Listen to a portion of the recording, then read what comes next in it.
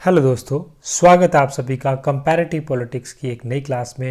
ये class number second है। इससे पहले हमने एक क्लास को ऑलरेडी डिस्कस कर लिया है जहाँ पे हमने मीनिंग नेचर को एमसीक्यूज की फॉर्म में समझने का प्रयास किया कंपैरेटिव पॉलिटिक्स को लेकर। तो आज की इस क्लास में जो है हम क्लोनलिज्म और डी क्लोनलिज्म का जो एक इम्पॉर्टेंट कंसेप्ट है कंपैरेटिव पॉलिटिक्स सब्जेक्ट में, तो उसको हम जो है डिटेल में कवर करने वाले हैं एमसीक्यूज की फॉर्म में। तो बने रहिए चैनल के साथ। वीडियो के अंत तक आपको तमाम डाउट जो है क्लोनलिज्म और डी क्लोनलिज्म के लेकर क्लियर हो जाएंगे। जहाँ पे एमसीक्यूज फ्रेम हो सकते हैं इंपॉर्टेंट, वो मैंने फ्रेम करके लाए हैं विद एक्सप्लेनेशन के साथ। तो चलिए बिना देरी किए हुए आज की वीडियो को स्टार्ट करते हैं फर्स्ट एमसीक्यू के साथ। चलिए, तो अगर वीडियो की रफ्तार ज़्यादा लगती है तो वीडियो को पॉज करके आप आंसर को क्लिक कर सकते हैं और अपने आंसर्स को मैच करके बाद में मेरे को कमेंट सेक्शन में अपने स्कोर ज़रूर बता के जाइए आपने कितना स्कोर किया, आपकी तैयारी किस लेवल की चल रही है। तो चलिए फर्स्ट एमसीक्यू को देखते हैं। Which of the following best defines colonialism. देखिए क्लोनलिज्म में इसमें से कौन सा ऑप्शन जो है बेस्ट डिफाइन करता है। Option number A, a political system where a country maintain control over another territory for economic exploitation. Option number B, a system of government where colonies are granted full autonomy and independence. या C, a cultural exchange between two nations for mutual benefits. या D, a form of governance where multiple countries share power over a region. तो इनमें से क्या सही हो सकता है, क्लोनलिज्म की क्या डेफिनेशंस हो सकती है। क्या कॉलोनिज्म जो है वो पॉलिटिकल सिस्टम है where country maintain control over another, जो एक कंट्री है वो दूसरी कंट्री के टेरिटरी को कंट्रोल करती है फॉर इकोनॉमिक एक्सप्लॉयटेशन। क्या ये सही है। या फिर सिस्टम ऑफ गवर्नमेंट, एक प्रकार का गवर्नमेंट का सिस्टम है, प्रणाली है, where colonies are granted full autonomy, जहाँ पे कॉलोनीज को फुल ऑटोनॉमी और इंडिपेंडेंस दी जाती है। क्या ऐसा है। या फिर कल्चर एक्सचेंज होता है फॉर दो अलग अलग नेशंस के बीच में फॉर म्यूचुअल बेनिफिट्स। क्या ऐसा है। या फिर अ फॉर्म ऑफ गवर्नेंस फिर multiple countries share power over a region, जहाँ पे मल्टीपल कंट्री जो है एक प्लेटफॉर्म पे आके जो है पावर्स को शेयर करती है। तो क्या ऐसा है। नहीं। तो राइट आंसर क्या होगा। अभी तक आपको राइट आंसर मिल चुका होगा। Right answer is option number A जो है वो सही है, क्योंकि पॉलिटिकल क्लोनलिज्म एक ऐसा पॉलिटिकल सिस्टम है वेयर कंट्री, एक कंट्री जो है दूसरी कंट्री के ऊपर कंट्रोल मेंटेन करती है for economic exploitation, for economic exploitation, economic exploitation के लिए दूसरी कंट्रीज को डायरेक्टली जो है कंट्रोल करती है। देखिए इंपीरियलिज्म और कॉलोनियलिज्म लगभग आप समझते होंगे एक ही चीज़ है, लेकिन उसमें कुछ डिफरेंसेस है। आगे वाले स्लाइड्स में एमसीक्यूज की फॉर्म में हम उसको भी, उस डिफरेंस को भी क्लियर करने का प्रयास करेंगे। तो चलिए, कॉलोनियलिज्म का मतलब है one nation exerting control over another territory for economic benefits often involving the exploitation of resources और लेबर। जो लेबर और एक्सप्लोटेशन, जैसे ब्रिटिश सरकार ने जो है इंडिया को अपनी कॉलोनी एस्टेब्लिश किया था, तो यहाँ से वो क्यों ऐसा किया था, क्योंकि एक्सप्लोटेशन करने के लिए, इकोनॉमिक एक्सप्लोटेशन के लिए, जैसे हमारे रिसोर्सेज को उन्होंने एक्सप्लॉइट किया और हमारी जो भी लेबर है उसको एक्सप्लॉइट किया। उनका मेन मोटिव था economic profit. Question number second, what is decolonialism. Decolonialism क्या है। Option number A, the process of establishing new colonies in previously unclaimed territory. Unclaimed territory पे वहाँ पे नई कॉलोनी को एस्टेब्लिश करना। Option number B, a movement aimed at undergoing the effect of colonialism and empowering formerly colonized people. जो already colonized countries हैं वहाँ पे जो क्लोनलिज्म का इफेक्ट है उसको क्या करना, रिमूव करना, उसका जो है प्रभाव को धीरे धीरे कम करना, और लोगों को जो है वहाँ के सिटीजन्स को क्या करना, जो क्लोनलाइज्ड पीपल हैं उनको एम्पावर करना, सशक्त बनाना। या फिर option number C, the transfer of power from colonial administrator to local elites. जो क्लोनलाइज एडमिनिस्ट्रेटर से लोकल एलिट को पावर ट्रांसफर करना without significant change in the governance, बिना किसी चेंज किए हुए गवर्नेंस सिस्टम में। या फिर D, the practice of expanding colonial influences through military conquest. The practice of expanding colonial का जो इन्फ्लुएंस है, उस प्रभाव है, उसको बढ़ाना थ्रू मिलिट्री कॉन्क्वेस्ट के साथ। तो क्या सही हो सकता है इसमें से। Right answer is option number B जो है सही है, क्योंकि क्लोनलिज्म की जो डेफिनेशन है वो क्या है, a movement aimed at undergoing the effect. Colonialism का जो इफेक्ट है उसको कम करना और जो क्लोनलाइज पीपल है उनको क्या करना, एम्पावर करना। Decolonialism is a political and intellectual movement that seeks to challenge and overturn the legacy of, जो legacy है किसकी, colonialism की, उसको कम करना, including its social, economic और cultural impact, जितने भी उसके प्रकार के impact हैं उनको कम करना, and to empower previously colonized people, और उन लोगों को जो है empower करना। Question number 3, which of the following is not a key feature of colonialism? इनमें से क्या की फीचर नहीं है colonialism का? देखिए ऑप्शन इतने ज़्यादा क्लोज हैं कि आपको लगेगा इनमें से ये सभी जो हैं वो ये कलोनियलिज्म के फीचर हैं। A economic exploitation, B cultural exchange, C political domination, D territorial control. क्या इनमें से फीचर नहीं है? The right answer is option number B जो है सही है, कल्चरल एक्सचेंज नहीं है। क्यों कल्चरल एक्सचेंज नहीं है, आइए समझते हैं। वाइल देयर में बी सम कल्चरल एक्सचेंज, जब एक कॉलोनी एस्टेब्लिश की जाती है तो वहाँ पे कल्चरल एक्सचेंज होता ही होता है। It is not a central feature, लेकिन ये सेंट्रल फीचर नहीं है किसका, कॉलोनियलिज्म का। Instead colonialism primary involve, colonialism का प्राइमरी फीचर क्या है, economic exploitation, political dominations and territorial control. Next question number 4, which term refer to the process by which a colony gains independence and became a sovereign state. किस process के through क्या होता है, colony जो है independence को, आज़ादी को गेन करती है and became an sovereign state, और एक सॉवरेन स्टेट का एस्टेब्लिशमेंट करती है। ए कॉलोनियलिज्म, बी डीकॉलोनियलिज्म, सी नियो कॉलोनियलिज्म, या फिर डी इंपीरियलिज्म। तो राइट आंसर क्या होगा, कौन सी प्रोसेस जहाँ पे इंडिपेंडेंस को गेन होता है, यहाँ पे डीकॉलोनियलिज्म जो है सही है, ऑप्शन नंबर बी जो है वो सही है। Decolonialism is the process by which a colony gain independent from its colonized and establish itself as a sovereign state। जहाँ पे वो जो कॉलोनियर है वहाँ से उससे क्या करती है, जो कॉलोनाइजर है वहाँ से उससे अपनी आज़ादी को छीनती है और क्या करती है, एस्टेब्लिश चलो सॉवरेन स्टेट, अपने आप को सॉवरेन स्टेट एस्टेब्लिश करती है, ऑटोनॉमी ऑफ स्टेट की एस्टेब्लिशमेंट करती है। Question number 5, what is neo colonialism? Neo colonialism क्या है?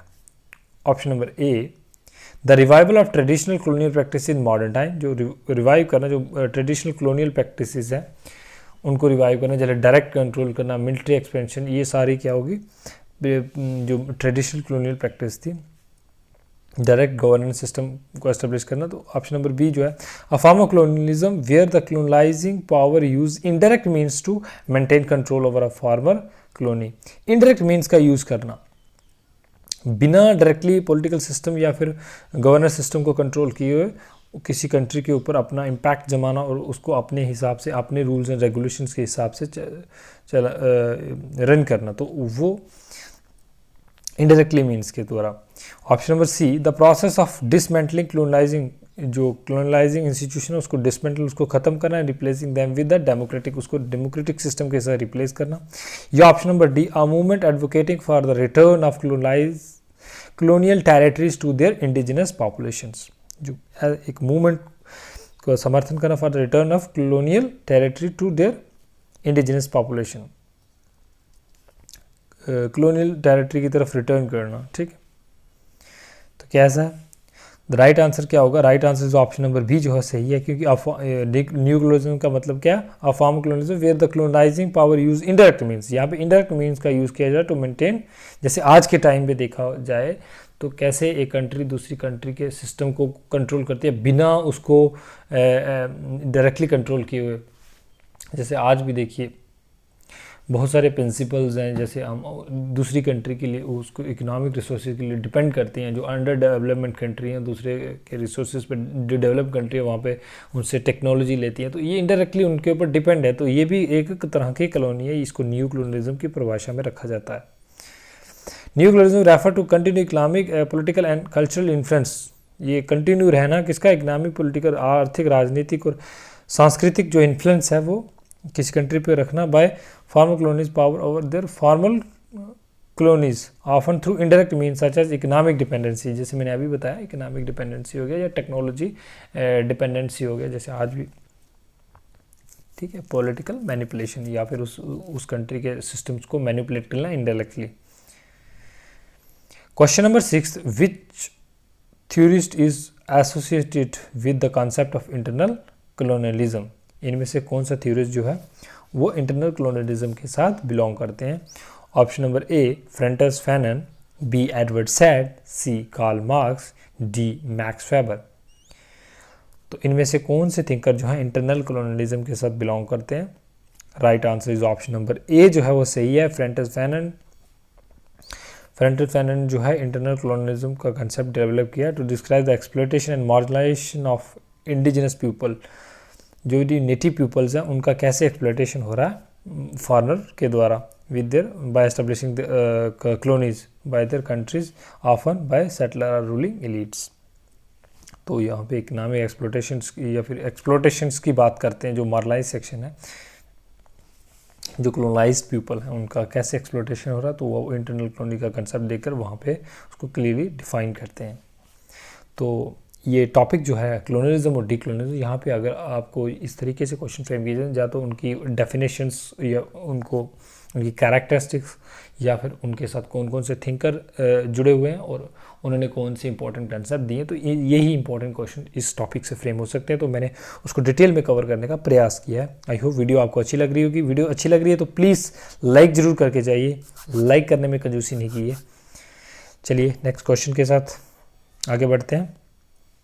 आज का 7th क्वेश्चन है, विच of the following best describe the relationship between imperialism and colonialism. Imperialism और कॉलोनियलिज्म को कौन बेस्ट डिफाइन करता है। देखिए अभी हम डिफरेंस को समझने का प्रयास करते हैं स्लाइड में, इंपीरियलिज्म और देखिए हम जो भी एमसीक्यूज कर रहे हैं उसके पीछे मोटिव था हमारी अंडरस्टैंडिंग को डेवलप करना, ताकि हमारे जो कॉन्सेप्ट्स है और मजबूत हो सके। हमें सिर्फ एमसीक्यूज को नहीं लगाना है।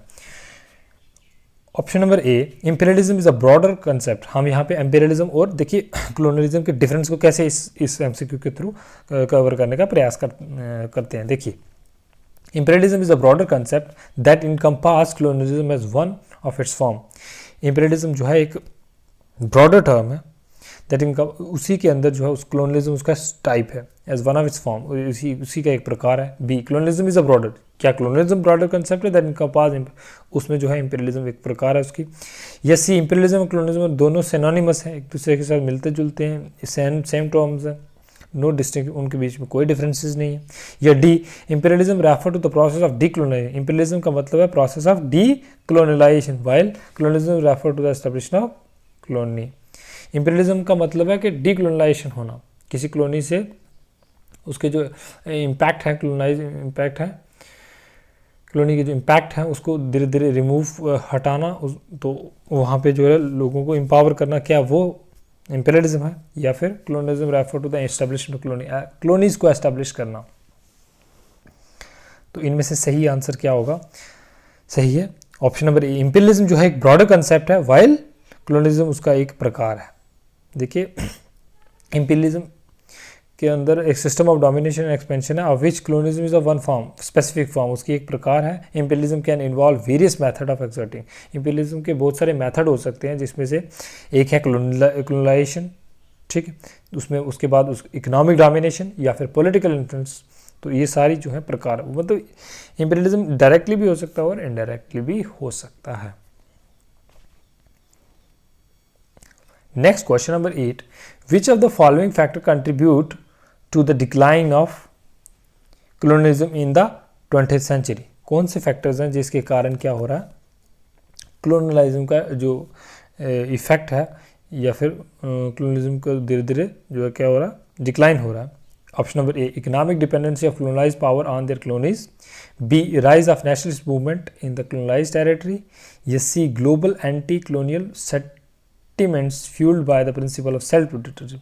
तो सेल्फ डिटरमिनेशन प्रिंसिपल क्या वो रिस्पॉन्सिबल है, या फिर नेशनलिस्ट मूवमेंट, या फिर इकोनॉमिक डिपेंडेंसी हो, ये कारण है। तो या फिर डी, ऑल ऑफ द, क्या ये सभी हो सकते हैं। तो राइट आंसर क्या होगा, आई होप आपको राइट आंसर मिल चुका होगा। Right answer option number D, ये सभी फैक्टर्स हैं जिसके कारण क्या होता है, कि कॉलोनियलिज्म का जो इफेक्ट है, कॉलोनियलिज्म का जो इफेक्ट है वो धीरे धीरे कम हो रहा है। Next question, question number 9, what is the term for the policy of cultural, economic and political domination by one country over another. एक कंट्री का जो कल्चर, इकोनॉमिक और पॉलिटिकल डोमिनेशन है उसको हम किस परिभाषा में रख सकते हैं? उसको ए इंपीरियलिज्म, बी कॉलोनियलिज्म, सी न्यू कॉलोनियलिज्म या D post colonialism. The right answer is option number A जो है वो सही है, इंपीरियलिज्म। कॉलोनियलिज्म का मेन मोटिव है इकोनॉमिक एक्सप्लॉयटेशंस, वहाँ पे कल्चर्स वगैरह को अपने को सेपरेट, वो इंपीरियलिज्म हो सकता है। वो इंपीरियलिज्म के डिफरेंट फॉर्म्स हो सकते हैं। Imperialism refer to the broader policy of domination and expansion by one country or another, encompassing various forms such as colonialism, economic imperialism, and cultural imperialism. Question number 10. Who is known for his influential work, The Wretched of the Earth, which explored the psychological effect of colonizations on colonized people? इनमें से कौन से thinker ने, जो उनकी एक important किताब है जो डिफाइन करती है, एक देखिए, अगर कॉलोनिज्म डी कॉलोनिज्म के टॉपिक को आपको अंडरस्टैंड करना है तो ये एक इम्पॉर्टेंट थिंकर है जिन्होंने किताब दी है द रेचर्ड ऑफ द अर्थ, जो डिफाइन करती है क्या psychology, explore the psychological effect, क्या साइकोलॉजिकल इफेक्ट हो रहे हैं किसके ऊपर, क्या साइकोलॉजी जो कॉलोनाइज्ड पीपल हैं और जो कॉलोनाइजर हैं, दोनों की क्या साइकोलॉजी। एक मानते हैं कि जो कॉलोनाइजर है वो मानते हैं कि हमारा जो कल्चर है, जो हमारा जो रहन सहन है या फिर हमारे जो प्रिंसिपल्स हैं वो सुपीरियर्स हैं, बाकी जो कॉलोनाइज्ड पीपल अपने आप को इन्फीरियर मानते हैं उनसे। तो ये एक कारण है जिससे क्या हो रहा है, कॉलोनाइजेशन को प्रमोशन मिल रहा है। ऐसे कौन से थिंकर हैं जिन्होंने अपनी किताब द फ्रैक्चर ऑफ अर्थ में डिफाइन किया? और ये option number A Frantz Fanon, B Edward Said, C Paulo Freire, D Amilcar Cabral. तो राइट आंसर क्या होगा? Right answer option number A जो है सही है। फ्रेंटस फैनन जो है उनकी किताब द रेचर्ड अर्थ में जो है वो साइकोलॉजिकल इफेक्ट डिफाइन करते हैं colonization on the colonized people. Frantz Fanon psychiatrist and revolutionary थे। From Martinique author the wretched of the earth which explain the dehumanizing, अमानवीय इफेक्ट क्या है किसके ऊपर, कॉलोनाइजेशन के क्या अमानवीय इफेक्ट हैं। Advocate for the liberation of colonized people. Question number 11, which theorist is associated with the concept of orientalism. Orientalism concept के साथ कौन से थ्योरीज बिलोंग करते हैं? Which refer to the western representation of east as exotic, backward and inferior. Western जो represent करता है east को, क्यों? क्योंकि ईस्ट जो है एक्सोटिक है, बैकवर्ड है और इंफीरियर है, इसलिए उसको रिप्रेजेंट करना पड़ता है। Option number A Frantz Fanon, B Edward Said, C Kwame Nkrumah, D Aime. Cesaire. The right answer is option number A, जो ऑप्शन नंबर बी जो है सही है। एडवर्ड सैड का कंसेप्ट है ओरिएंटलिज्म, उन्होंने अपनी किताब ओरिएंटलिज्म में ही ये कंसेप्ट दिया है, जहाँ पे उनका मानना था कि जो वेस्ट जो है ईस्ट को रिप्रेजेंट करता है, क्योंकि वेस्ट जो है, ईस्ट जो है वो क्या है, बैकवर्ड और इन्फीरियर है। एडवर्ड सैड ये फिलिस्तीन अमेरिकन इंटेलेक्चुअल थे, introduce the concept only seminal work of the same name, criticizing western representation. तो वो क्रिटिसाइज करते हैं कि western representation of the east, जो वेस्ट रिप्रेजेंट कर रहा है किसको, ईस्ट को, तो इसलिए वो उसको क्रिटिसाइज करते हैं अपने वर्क में। क्वेश्चन नंबर 12 जो है, who is known for his theory of pedagogy of the oppressed which emphasize education as a tool for liberation from the oppression। कौन से थिंकर ने जो है अपनी थ्योरी दी है पेडागोजी ऑफ ऑप्रेस्ड, जिसमें वो डिस्कस करते हैं कि एजुकेशन एक टूल हो सकता है for the liberation from liberation of the oppressed classes. A Frantz Fanon, B Edward Said, C Paulo Freire, D Amilcar Cabral. तो राइट आंसर क्या होगा? Right answer option number C जो सही है, प्लो फ्रेरे जो है वो उनका राइट आंसर। उन्होंने दी है थ्योरी, कौन सी? Theory of pedagogy of the oppressed. ये एक ब्राजीलियन एजुकेटर थे जिन्होंने डेवलप किया the theory of pedagogy of the oppressed which advocate for a liberating approach to education that empower। उनके मुताबिक जो एजुकेशन है वही जो है मॉडलाइज कम्युनिटीज़ को एम्पावर कर सकती है सिर्फ एक ही मुआहदे में। Question number 13, who is known for his concept of colonial mentality. Colonial mentality का कंसेप्ट जो है वो किसने डेवलप किया, which refer to the internal attitude and behaviour of the colonized people that, क्योंकि वो डिस्कस करते हैं क्लोनल मेंटालिटी के कंसेप्ट देकर वो समझाने का प्रयास करते हैं कि कुछ लोग ऐसे हैं जिन्होंने अपने आप को इन्फीरियर ही मान लिया कि दूसरे जो हैं, जैसे हम मानते हैं कि गोरे लोग जो हैं वो क्या है, इन्फीरियर सुपीरियर हैं, तो हम जो है इन्फीरियर हैं। हमें जैसे हम लैंग्वेज को लेकर कहीं बोलते हैं कि हमें इंग्लिश बोलना नहीं आता, तो हम अपने को इन्फीरियर मानते हैं। जैसा कि हम देखें कि हम इंग्लिश को सुपीरियर मानना स्टार्ट कर देते हैं। तो ये एक यही कल्चर है कि जब डिस्कस करते हैं क्लोनलिज्म मेंटालिटी में कहता है कि जब हम खुद से ही अपने दिमाग में मान लेते हैं कि हम जो है इन्फीरियर हैं, तो तभी जो है क्लोनलाइजेशन को और बढ़ावा मिलता है। तो ऐसा कंसेप्ट को डेवलप करते हैं A Frantz Fanon, B Edward Said, C Kwame Nkrumah, D Rene Descartes. The right answer is option number A जो है सही है। फ्रेंटस फैनन जो है क्लोनल मेंटालिटी का कंसेप्ट डिस्कस करते हैं। Frantz Fanon concept colonial in his writing highlighting how colonize shape the psychology and consciousness. कैसे एक जो है क्लोनियल मेंटालिटी को डिस्कस करते हुए बताते हैं कि कैसे जो है क्लोनलिज्म जो है एक हमारी साइकोलॉजी को अफेक्ट करता है। देखिए वो जो क्लोनाइजर हैं और क्लोनाइज्ड है, क्लोनाइजर मानते हैं कि हम सुपीरियर और क्लोनाइज मानते हैं उनका जो कल्चर है या फिर उनके जो प्रिंसिपल्स हैं वो इन्फीरियर है। तो इस तरीके से वो क्या होता है कि माइंड सेट डेवलप हो जाता है, जिसके कारण जो है क्लोनलिज्म और फैलता जाता है। Next question number 40, which thinker is associated with the concept of cultural hybridity. Cultural hybridity का कंसेप्ट किसने दिया, which emphasise the dynamic intermixing of the culture in colonial and post colonial context। Option number A Edward Said, B Homi Bhabha, C Paulo Freire, D Aime Cesaire. The right answer is option number B जो सही है। होमी भाभा ने concept दिया। होमी भाभा जो Indian cultural theorist थे, introduce the concept of cultural hybridity which recognize the complex and fluid nature of cultural identities. उनका मानना था कि जो क्या हो जाता है, एक कम्प्लेक्स इंटरडिपेंडेंस हो जाता है कल्चर्स का, किसमें, कॉलोनाइजेशन और पोस्ट कॉलोनियलिज्म कंटेक्स्ट में। 15 who is known for his concept of सब ऑल्टर्न स्टडीज। सब ऑल्टर्न स्टडीज के जो कंसेप्ट है वो किसके साथ बिलोंग करता है, which focus on the perspective and experiences of modernize group in the colonized and post colonize. जो पोस्ट कॉलोनाइज्ड और पोस्ट कॉलोनाइज सोसाइटीज़ में जो मॉडर्नाइज सेक्शन है उनकी स्टडी करते हैं। तो option number A Gayatri Chakravorty Spivak, B Edward Said, C Frantz Fanon या D Stuart Hall. The right answer is option number A जो है सही है। गायत्री चक्रवर्ती स्पाइवेक जो है सही है, ये स्पॉक सही है। ये एक इंडियन थिंकर थे, an Indian literary theorist. He is associated with the concept of subaltern studies which emphasize the understanding of the voice and agencies of subaltern group in the historical narratives। historical perspective में देखते हुए वो देखते हैं कि कैसे जो है subaltern groups जो हैं उनको exploitation होता है। Question number 16, which thinker is known for his theory of counter hegemony। कौन से थिंकर इनमें से जो है वो अपनी थ्योरी ऑफ काउंटर हेजमोनी को देते हैं, which advocate for the subversion and resistance of dominant power structure through cultural and political means. उनका मानना था कि हमें मिलिट्री के द्वारा नहीं, एक फोर्स के द्वारा नहीं, थ्रू कल्चरल मीन्स के द्वारा जो है एक अथॉरिटी जो है अपने आप को सुपीरियर या फिर एस्टेब्लिश कर सकती है। तो उनका मानना था कि फोर्स के द्वारा नहीं, थ्रू विल के द्वारा कैसे होगा, थ्रू कल्चरल मीन्स। आप लोगों के माइंड्स को, साइकोलॉजी को ट्रैप करने का प्रयास कीजिए, उनको साइकोलॉजिकली क्या करिए, अपने वश में कीजिए। तो ये थ्रू कल्चर मीन्स के द्वारा। तो ऐसा थिंकर जो कौन से थिंकर के द्वारा इस तरह के विचार दिए गए। तो option number A Stuart Hall, B Michel Foucault, C Antonio Gramsci, D Walter Rodney. तो राइट आंसर क्या होगा, काउंटर हेजमोनी का कंसेप्ट किसने दिया। Right answer is option number C जो है सही है, एंटोनियो ग्राम्स्की ने दिया।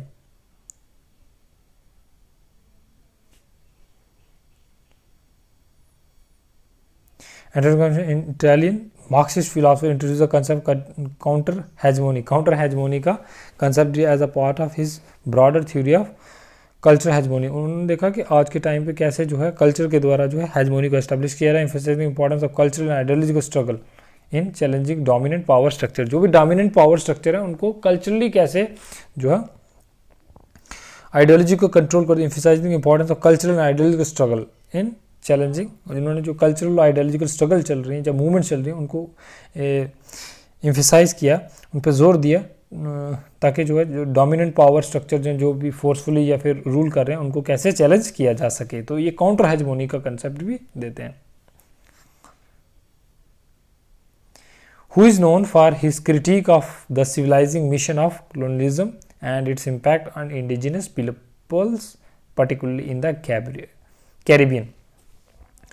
इनमें से कौन से थिंकर जो है क्रिटिक हैं किसके? सिविलाइजिंग मिशन ऑफ colonialism, जो ऐसा माना जाता है कि colonialism से क्या होता है, कुछ एक कंट्रीज़ का मानना था कि वो सिविलाइजिंग का काम कर रहे हैं, लोगों को सिविलाइज कर रहे हैं, क्योंकि जैसे हम ब्रिटिशर भी क्लेम करते थे कि हमने जो है इंडियंस को सिविलाइज किया। तो इस तरीके के कंसेप्ट को कौन से थिंकर क्रिटिसाइज करते हैं? Its impact on indigenous people particular in the Caribbean में जो पर्टिकुलरली क्रिटिसाइज करते हैं। Option number A Aimé. Césaire, B Frantz Fanon, C Edward Said या डी एल्बर्ट मेमी।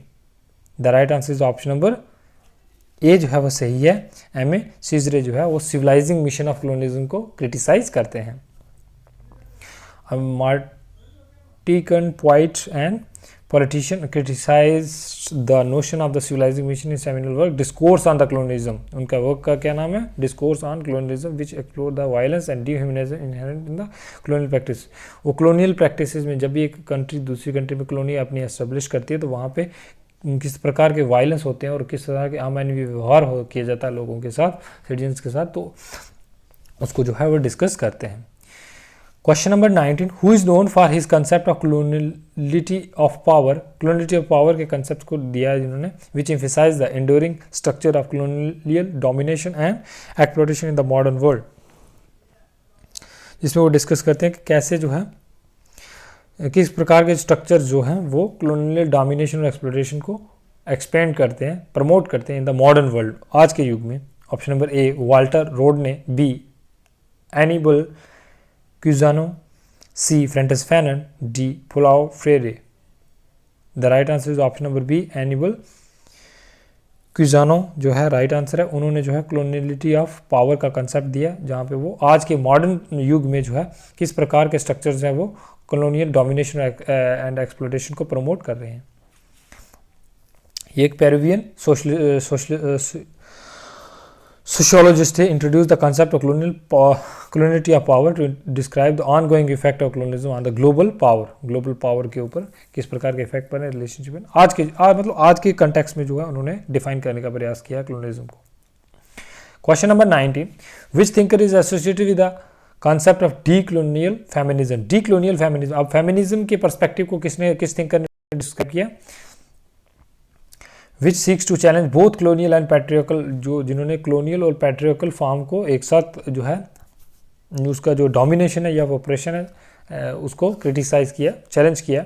ए Gloria Anzaldua, B Audre Lorde, C bell hooks, D Maria लुगोनोज।